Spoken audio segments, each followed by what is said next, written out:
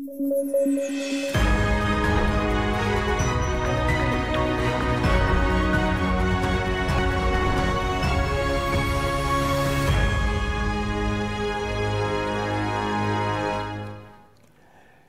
वालेकुम। प्रोग्राम सहाफ़ी में मतीउल्लाह जान। बहुत तेज़ी से सियासी महाज पे तब्दीलियाँ आ रही हैं। आज पाकिस्तान तहरीक इंसाफ के लिए कानूनी महाज पे एक बड़ी कामयाबी, इस्लामाबाद वफाकी दारुल हुकूमत की 3 कौमी असम्बली की नशिस्तों पर नून लीग, पाकिस्तान मुस्लिम लीग नून के हक़ में जारी कामयाबी के जो नोटिफिकेशन थे उनको एक बार फिर इलेक्शन कमीशन को इस्लामाबाद हाई कोर्ट ने हुक्म दिया है कि वो नोटिफिकेशन रोक लिए जाएँ।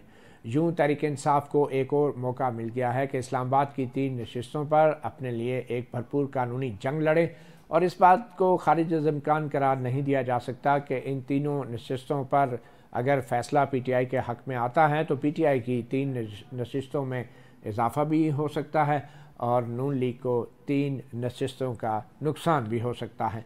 और ये बात सिर्फ़ इस्लामाबाद की नहीं है, और तमाम बड़े शहरों में मुख्तलिफ़ हलकों में ऐसी ही कुछ सूरत हाल हैं जिसमें नून लीग के उम्मीदवारों की कामयाबी को चैलेंज किया गया है। और ये जितनी सीटें अगर अदालत के ज़रिए नोटिफिकेशन रिवर्स होते हैं तो इसका भरपूर फ़ायदा तहरीक इंसाफ को भी हो सकता है। और शायद यही वजह है कि बहुत सारी ऐसी नशिस्तों के फ़ैसले ना होने के बाद जो बड़ी सियासी जमातें हैं बशमूल तहरीक इंसाफ और नून लीग, वो ये फ़ैसला नहीं कर पा रहे कि हुकूमत कैसे बनेगी मरकज़ में और फिर पंजाब में।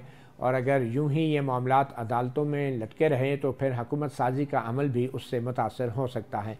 इसी हवाले से बात करने के लिए आज हमें ज्वाइन किया है इस्लामाबाद के पाकिस्तान तहरीक इंसाफ के रहनुमा, जिन्होंने इस्लामाबाद से इलेक्शन लड़े और आज उन्हीं के मुखालिफ डॉक्टर तारिक फजल चौधरी के हक़ में जारी इलेक्शन कमीशन के नोटिफिकेशन को इस्लामाबाद हाई कोर्ट ने वापस लेने का हुक्म दिया है, उसको मुअत्तल कर दिया है। शोएब शाहीन साहब, बहुत शुक्रिया हमें ज्वाइन करने का। मुख्तसरन ये बताएं कि इस्लामाबाद की इन 3 नशिस्तों के हवाले से इस्लामाबाद हाई कोर्ट ने जो हुक्म जारी किया है इसका मतलब क्या है? अभी भी आपके हक़ में तो नोटिफिकेशन बहरहाल जारी नहीं हुआ।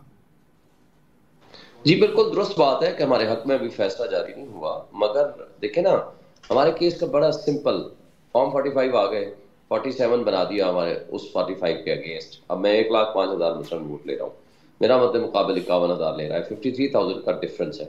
अब उसको बैक जुम्बिश कलम यानी तकरीबन 3,000 मुख्तलिफ अफराद के 387 फॉर्म 45 पे दस्तखत हैं, उस सबको एक साइड पे करके एक बंदे ने, रिटर्निंग अफसर, सिंगल वन पर्सन ने एक फोर्ज या फेक एक किस्म का फॉर्म 47 जारी कर दिया, जिसको हमने चैलेंज किया इलेक्शन कमीशन के पास। इलेक्शन कमीशन ने 11 तारीख को स्टे दे दिया और साथ ही आर्डर किया कि जनाब आप till then consolidation process is stop, suspended. हम चले जाते हैं, जैसे मैं चला जाता हूँ आरओ के पास, आरओ मुझे लिख के देता है, इन राइटिंग ओरिजिनल आर्डर देता है कि in compliance of the order of the ECP process of consolidation is postpone. इसलिए फॉर्म 48 49 का तस्वर ही नहीं हो सकता। जब तक फॉर्म 48 49 नहीं होगा तो नोटिफिकेशन नहीं होगा। लेकिन अजीब इत्तेफाक है, नोटिफिकेशन रात को आ गया, 11 को ही आ गया, अगले दिन गो के शाहीन साहब वो तो इस्लामाबाद हाई कोर्ट ने अब वो सारा अमल खत्म कर दिया ना, अब तो नए सिरे से अब इलेक्शन कमीशन देखेगा क्या? अब किस मरहले पे है आपकी दरख्वास्त, कहाँ पे है? जी, इलेक्शन कमीशन के पास अब हमारा केस बड़ा सिंपल आ गया। पहली बात तो यह है कि ये प्रोसेस चला कैसे, प्रोसेस ऑफ कंसोलिडेशन रुक गया था, अभी रिपोर्ट नहीं दी, अभी तक शो कॉज नोटिस दे दिया है उन्होंने, ECP ने उसको, आरओ को, वो अवॉइड कर रहा है कि वो, क्योंकि 3 दिन का टाइम दिया था, 3 दिन तो गुजर गए, अब 11 के बाद आज 10 दिन गुजर गए हैं, अभी तक रिपोर्ट नहीं आई। खैर बहरहाल उसके बाद अब रात को आती है या कल सुबह आती है, नहीं पता। दूसरी बात ये रिटर्निंग अफसर, आप थोड़ा सा वजाहत कर दें, रिटर्निंग अफसर किस चीज़ को अवॉइड कर रहा है या इज्तनाब कर रहा है? ये रिपोर्ट देने से। अच्छा, उस रिपोर्ट में क्या मांगा था इलेक्शन कमीशन ने? उसकी वजह यह है कि उसने फोर्जरी की। अगर देखें ना, 2 बातें हैं, या तो 47 फेक बनाया है without observing the contents of the form 45, वो फेक और फोर्जरी करते हुए उनके हक में फैसला दे दिया, या फॉर्म 45 को उसको फोर्ज करके उनके नंबर बढ़ाए गए और मेरे नंबर कम किए गए, यानी वोट कम किए गए उसके, मेरे वोट कम किए गए, उसके बढ़ाए गए।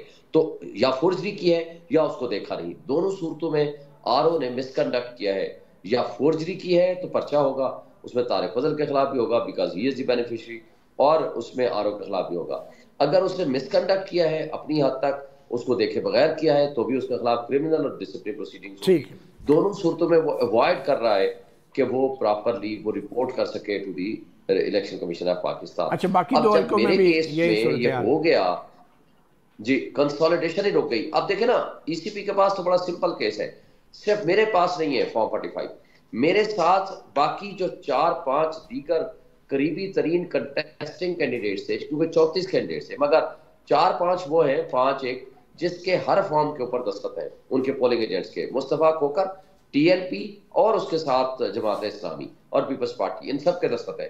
اگر یہ فورج بناتے ہیں تو وہ ریکارڈ ٹھیک سامنے آ ہے، جائے گا کہ کیسے آپ نے بنا لیے، اگر فورج نہیں بناتے تو پھر ہمارا 100% کیس ہے ٹھیک کہ بھئی آپ نے پھر فارم 47 کیسے بنا لیا، آپ ان کو نوٹیفائی کریں، نیا نوٹیفیکیشن فارم 47 کا کریں، 48 کا کریں، اور ان کو آپ پھر الیکشن کمیشن ہمیں نوٹیفائی کر دے گا۔ اس لیے 1-2 دن یہ بہت اہم ہے، اور یہ الیکشن کمیشن کے سامنے سارا کچھ ریکارڈ آ جائے گا۔ ہمارے پاس اوریجنل فارم بھی موجود ہے، ہمارے پاس ٹی ٹھیک ایل ہے، پی بھی موجود ہے، ہمارے پاس مصطفیٰ کھوکر بھی ٹھیک موجود ہے، جماعت ہے صاحب بھی شاہین موجود ہے، صاحب، جس نے بالکل میرے ٹھیک، ساتھ کھڑا ہونے کا فیصلہ کیا ہے۔ بالکل ٹھیک ہے۔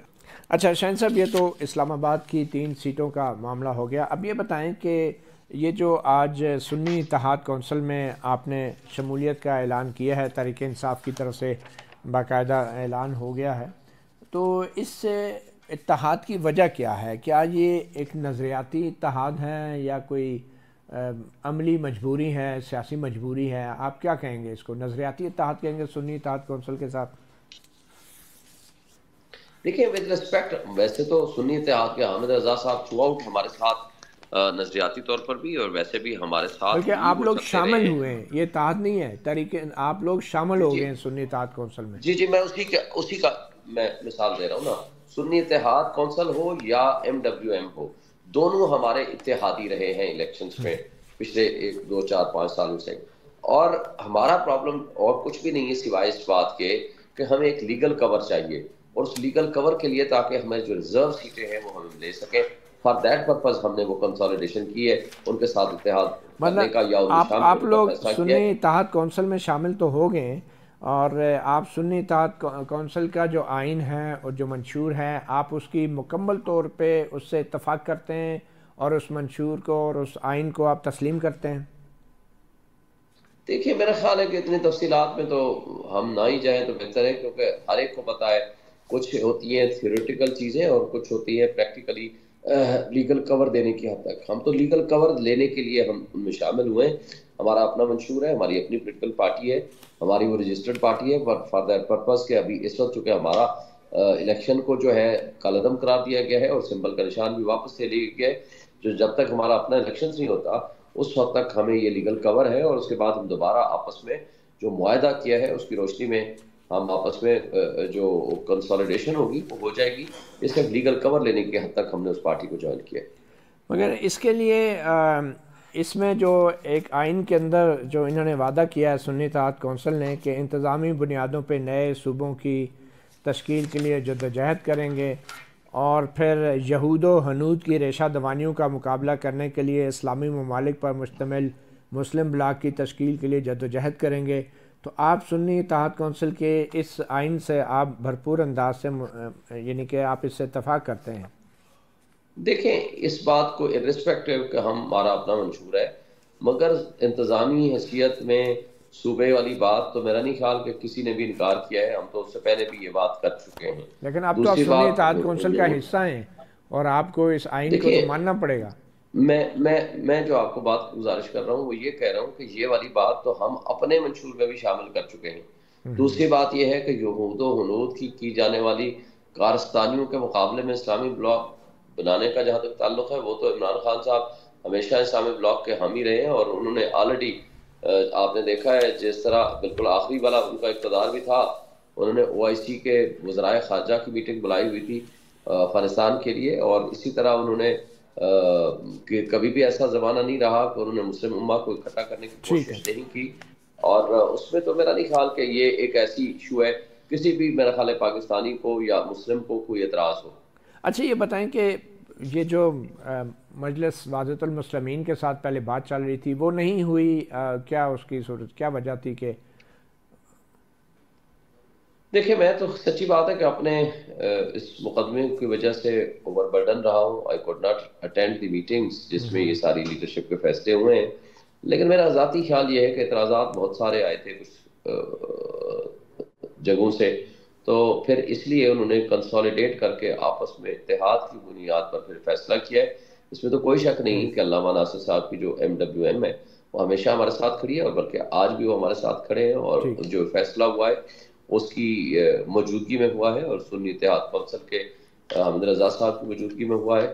ان کو اعتماد میں لے کے یہ فیصلہ کیا گیا ہے. تو یہ انٹرنل کوئی ڈیفرنسز کی بات نہیں ہے. مگر ویسے تو پی ٹی آئی جو ہے جمعیت علماء اسلام میں بھی شامل ہو سکتی تھی خواتین کی نشستوں کے لیے، تو اس کا کوئی آپشن ہی زیر غور آیا. میرا خیال ہے کہ شیرانی گروپ کے ساتھ ہماری کوئی گفتگو اور بات چیت جاری رہی ہے. باقی تفصیلات میں فضل الرحمان صاحب کی بات کر رہا ہوں، اس میں نہیں، وہ نہیں ممکن، ان کے ساتھ اس طرح کا ممکن نہیں ہے. اچھا، کس طرح کے معاملات چل رہے ہیں ویسے فضل الرحمان صاحب کے ساتھ؟ ان کے ساتھ گفتگو کا سلسلہ ضرور شروع کیا تھا اسد کیسر صاحب نے، جو کہ ظاہر ہے وہ ہماری سیاسی کمیٹی کے سربراہ ہے. مگر میرا نہیں خیال کہ ان کے ساتھ کسی بھی حوالے سے کوئی اتحاد یا ایسا کوئی سیاسی اتحاد جس کو ہم گورننس کے ساتھ بھی شامل کر سکیں. اچھا شاہین صاحب یہ بتائیں کہ چیف جسٹس قاضی فائز صاحب پہ آپ لوگوں نے مکمل ہی عدم اعتماد کر دیا ہے؟ دیکھیں چیف جسٹس آف پاکستان کے ساتھ احترام کے ساتھ دیکھیں دو ایسے فیصلے، تین چیزیں آئی ہیں. ایک فیصلہ دیکھیں، پہلا جو RO کے حوالے سے DRO کے حوالے سے ہمارا اعتراض تھا کہ وہ جوڈیشری کے لوگ ہونے چاہیے. اگر وہ جوڈیشری کے لوگ ہوتے تو آج اتنا جو تباہی اور بربادی اور ڈاکہ زنی سر عام ہوئی ہے، میرا خیال ہے یہ نہ ہوتی کم سے کم. لیکن آپ تو 14 مئی کو جو الیکشن کرا رہے تھے وہ جوڈیشری کے لوگ تو نہیں تھے نا، جن پہ آپ کو بڑی جلدی تھی الیکشن کرانے کی. چلیں بہرحال دیکھیں، پہلی بات تو یہ ہے کہ جو بھی ہے ہم نے تو ہائی کورٹ میں اس لیے گئے تھے کہ جناب جوڈیشری کے لوگ ہوں، DRO. آپ نے دیکھا کیا کچھ نہیں ہوا، وہ آپ اپنی آنکھوں کے سامنے، اپنی نظروں کے سامنے دیکھ چکے ہیں. دوسرا انہوں نے جو فیصلہ کیا، رات کی تاریکی میں بلے کا نشان چھین لیا گیا. یہ صرف ہمارا حق نہیں مارا گیا، 70% آبادی جو کروڑوں میں ہے ان سب کا حق مارا گیا، جس میں یہ کہا گیا تھا کہ جناب آپ تو یہ نہیں کر سکتے کہ جس کے پاس نشان ہے اس نشان کے بغیر آپ کیسے پروسیس آف الیکشن میں جا سکتے ہیں.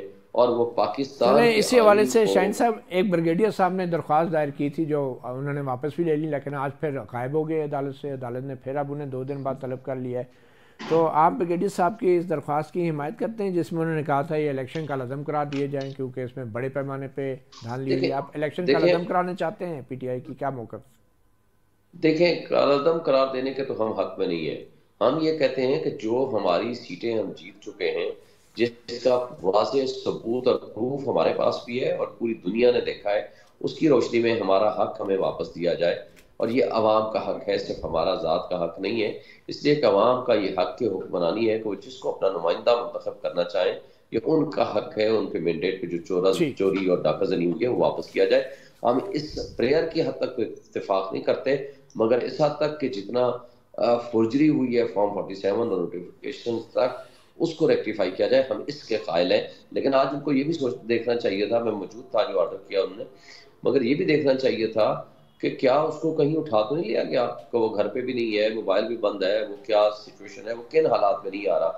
صرف یہ کہہ دینا کافی نہیں ہے کہ وہ نہیں آ رہا، اس نے پاپولرٹی گین کر لی اور اس کے بعد وہ غائب ہو گیا. تو غائب کیا ہوا یا غائب کیا ایک اور موقع تو اینیوے دے ہی دیا ہے سپریم کورٹ آف پاکستان نے. شعیب شاہین ایڈوکیٹ بہت شکریہ. پروگرام کے اگلے سیگمنٹ میں ہم بات کریں گے مسلم لیگ نون کے رہنما راجہ ریاض سے.